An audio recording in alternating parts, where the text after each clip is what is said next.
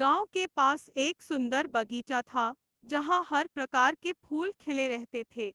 उस बगीचे की देखभाल एक गरीब माली श्यामलाल करता था।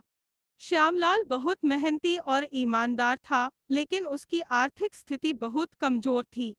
उसके पास अपने परिवार के लिए भी पर्याप्त भोजन नहीं होता था। एक दिन श्यामलाल बगीचे में काम कर रहा था, तभी उसे एक घायल पक्षी दिखा। पक्षी के पंख में चोट लगी थी और वह उड़ नहीं पा रहा था।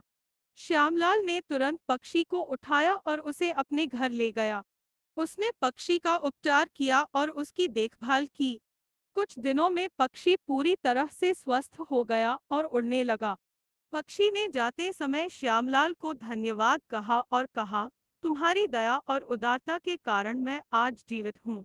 मैं तुम्हारा एहसान कभी नहीं भूलूंगा। श्यामलाल ने मुस्कुराते हुए पक्षी को विदा किया और अपने काम में लग गया।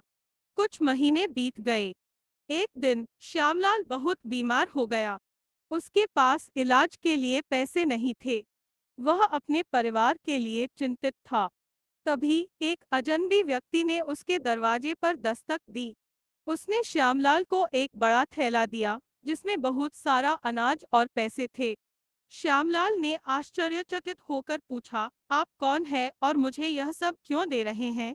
अजनबी ने मुस्कुराते हुए कहा, मैं वही पक्षी हूँ जिसे तुमने बचाया था।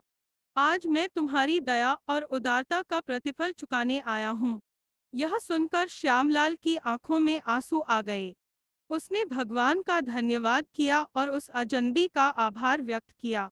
श्यामलाल की दया और उदारता ने उसे न केवल उसकी बीमारी से उबार दिया, बल्कि उसकी आर्थिक स्थिति भी सुधर गई।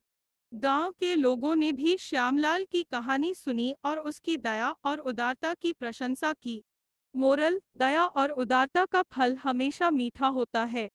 जब हम दूसरों की मदद करते हैं, तो वह मदद किसी न किसी रूप में हमारे पास लौट कर आती है। इसलिए हमें हमेशा दूसरों की सहायता के लिए तत्पर रहना चाहिए।